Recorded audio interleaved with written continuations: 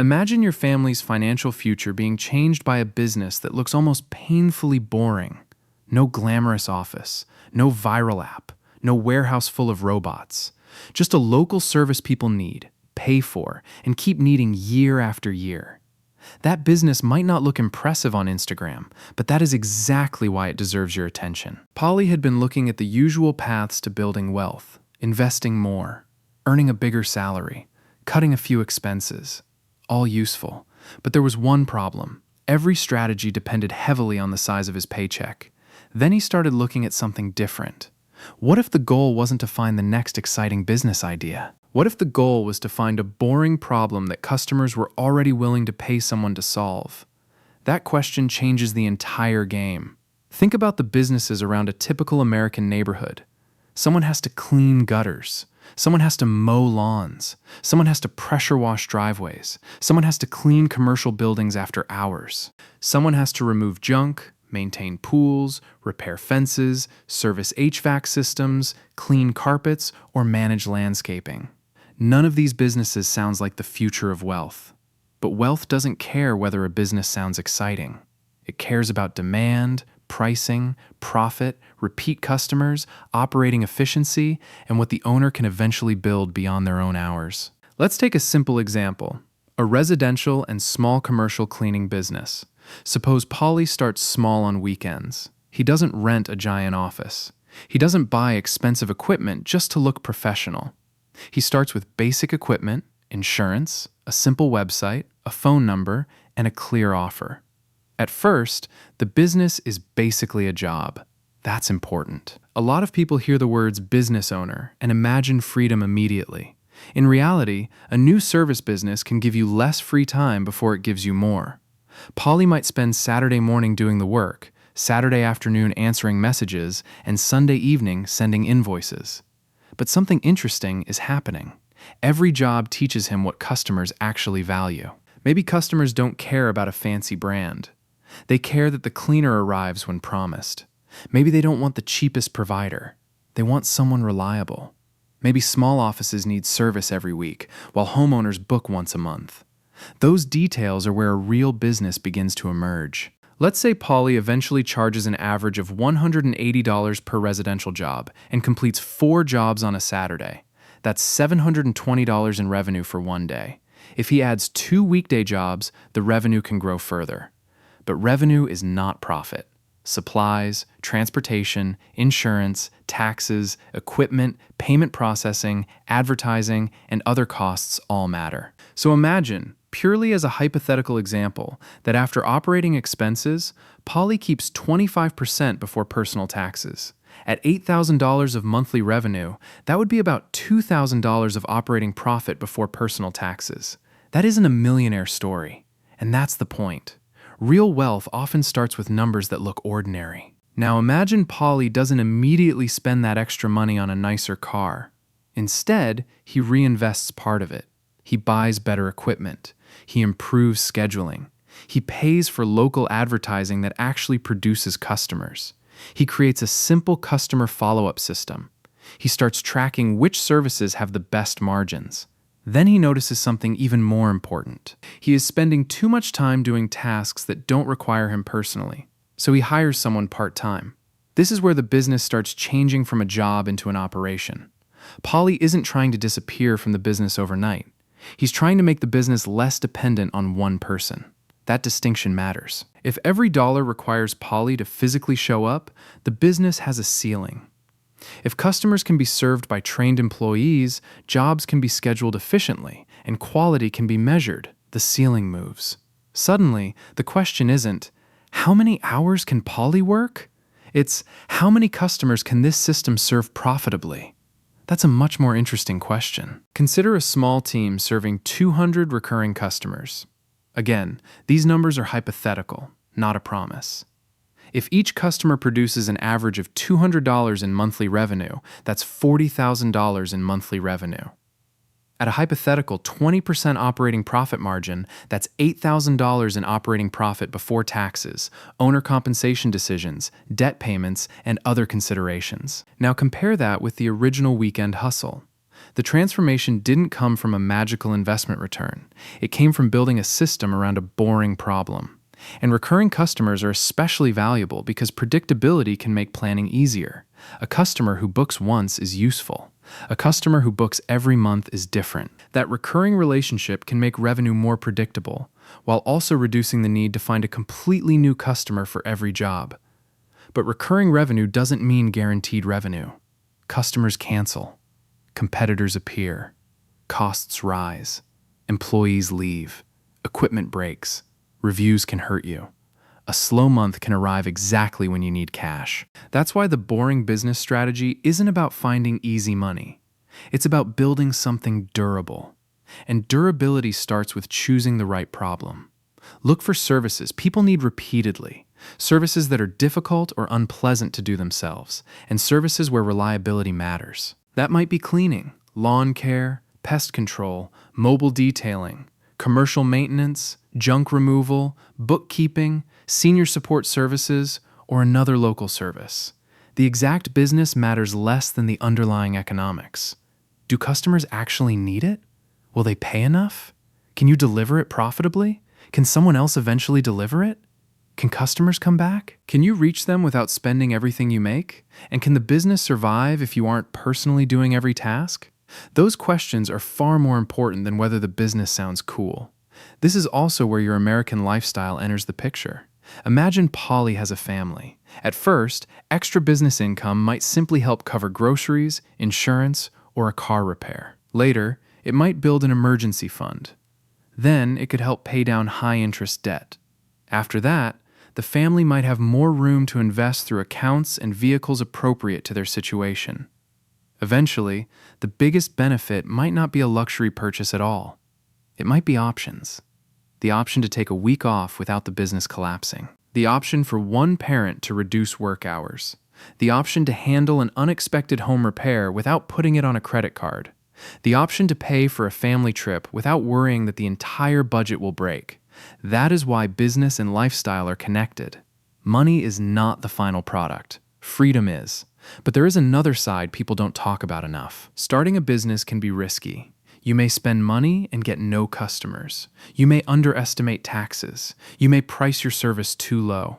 You may discover that your favorite part of the work is actually the least profitable part. You may hire the wrong person. You may build a business that looks successful from the outside while leaving you exhausted. So Polly needs rules. First, don't confuse revenue with income. A business bringing in $20,000 a month is not automatically a $20,000 a month lifestyle. Second, don't borrow heavily just to make a tiny operation look bigger than it is. Third, know your numbers. Know what one customer is worth. Know what it costs to acquire that customer. Know your average job value. Know your gross margin. Know your recurring revenue. Know how much cash the business needs to survive a weak month. And know how much money you are actually taking home. The fourth rule is even more important. Don't let lifestyle inflation eat the entire benefit.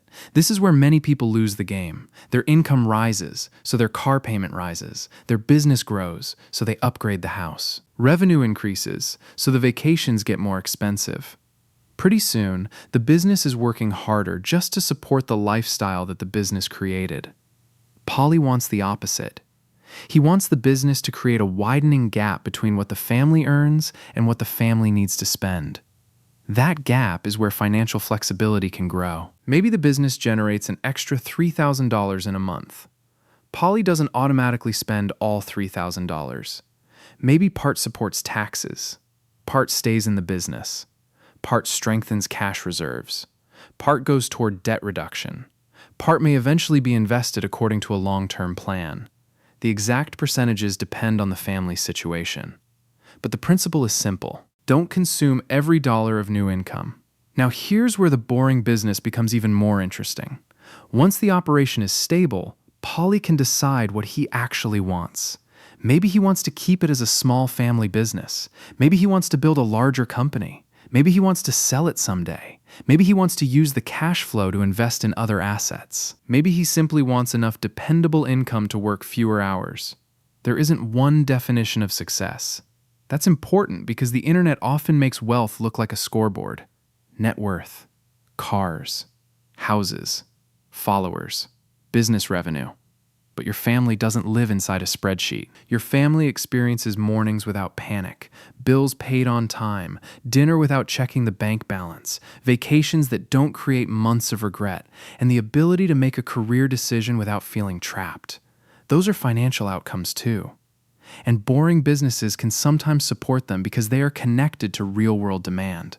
Think about your own neighborhood. Look around. What service is consistently difficult to schedule? What business gets recommended in local Facebook groups?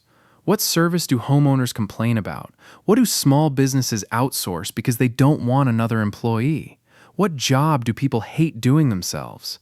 Those questions can reveal opportunities hiding in plain sight. You don't need to invent a new social network. You don't need to build an app.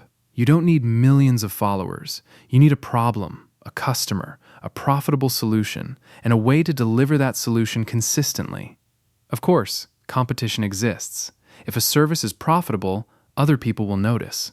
That means your advantage cannot simply be, I also do cleaning. You might compete through reliability, faster response times, better communication, better scheduling, specialized service, stronger reviews, transparent pricing, or a specific customer niche.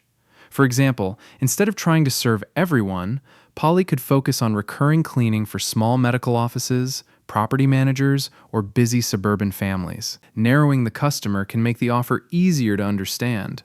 And easier to understand often makes marketing easier. Marketing doesn't have to mean becoming an influencer. It can mean a Google business profile, local search visibility, referral relationships, neighborhood mailers, partnerships, reviews, direct outreach, or simply doing excellent work that customers tell other people about. The boring business is built one customer at a time. That's another reason it can be powerful. There is no requirement that Polly becomes a millionaire in 12 months. In fact, a more realistic goal might be much smaller. Get the first 10 customers, then 20. Then make the service repeatable. Then improve the margin. Then hire carefully. Then build recurring revenue. Then create cash reserves. Then decide what the profits should accomplish. That progression is not exciting, but it is understandable. And understandable systems are easier to improve. Imagine looking back 5 years from now. Maybe Polly didn't create a billion-dollar company. Maybe he created a small local company that serves hundreds of customers, employs several people, produces healthy cash flow, and no longer requires him to do every job. Maybe that business helped his family eliminate expensive debt, build savings, invest consistently, and take better vacations.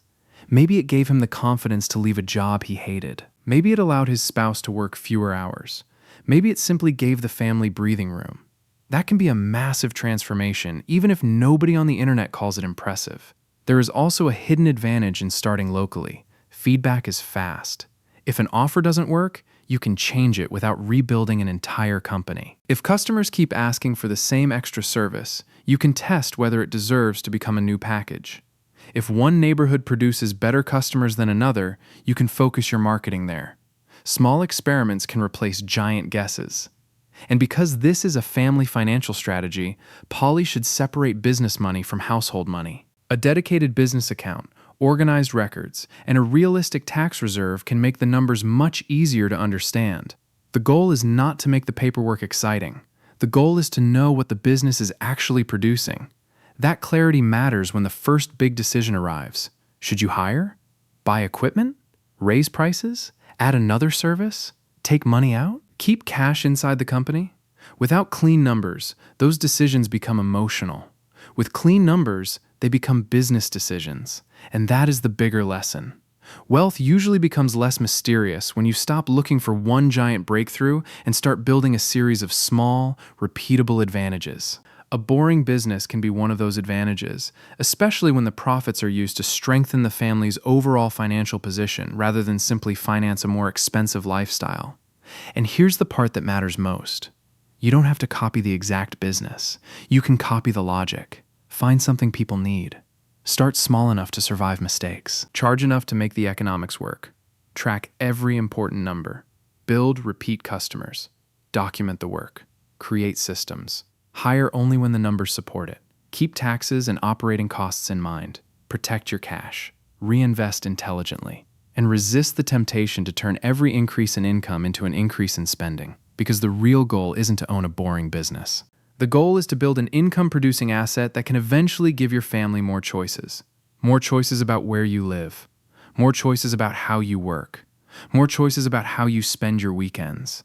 More choices when an emergency arrives. More choices about your children's future.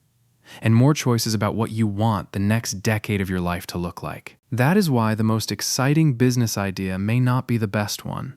Sometimes the better opportunity is sitting right in front of you, wearing work boots, carrying a pressure washer, cleaning an office, mowing a lawn, fixing a fence, or hauling away somebody else's junk. It doesn't look glamorous. It doesn't need to. If customers need it, the numbers work, and you can build a system around it. Boring can become surprisingly powerful. So the next time you hear someone talk about the next revolutionary startup, don't automatically assume that's where your opportunity is. Look closer to home. Look at the problems people already pay to solve. Look at the services people need again and again. Look at the businesses that survive because customers don't stop needing them. Then ask yourself one simple question. What could I build that makes someone's life easier every single month? That question might not lead to a flashy business, but it could lead to something more valuable. A business that works. A system that grows. Income that isn't tied entirely to your paycheck. And, eventually, a family with more financial choices than it had before. That's the real promise of the boring business. Not guaranteed wealth. Not overnight freedom. Just the possibility of turning a simple, useful service into a durable engine for your family's future.